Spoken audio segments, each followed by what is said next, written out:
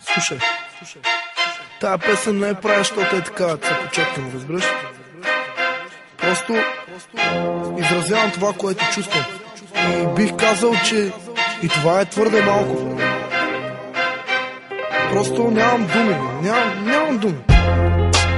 Как не мога просто да намеря друг начин, как да ти кажа, че супер много те обичам. Разбираш ли?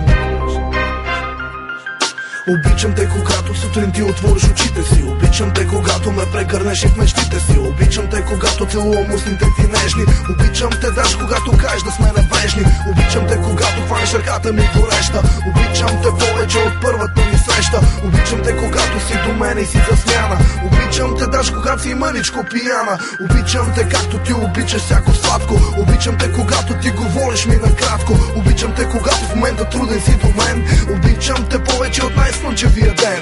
Обичам те, когато всичко правиш с чувство. Обичам те като музиката, като това е изкуство. Обичам те, когато двамата с теб хапваме пица. Обичам те, когато от моята обич грабиш с лъжица. Обичам те, когато с теб пътуваме надалече.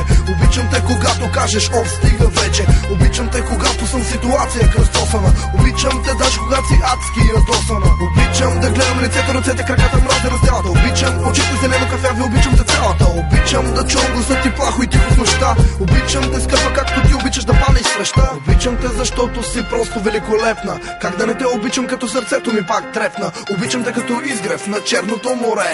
Обичам те както птица, обичам безкрайното небе. Обичам те, искам всеки това да знае. Искам и ти да знае, че друг повече от мен не те желае. Обичам те, когато казваш, че ме обичаш. Обичам те, даже когато се объркаш или сричаш. Обичам те, когато глава подпреш на моето рамо. Обичам те обаче и тая дума звучи слабо. Обичам те, за мен ти си просто моята мис. Обичам те, разбрали? Обичам те, Елис.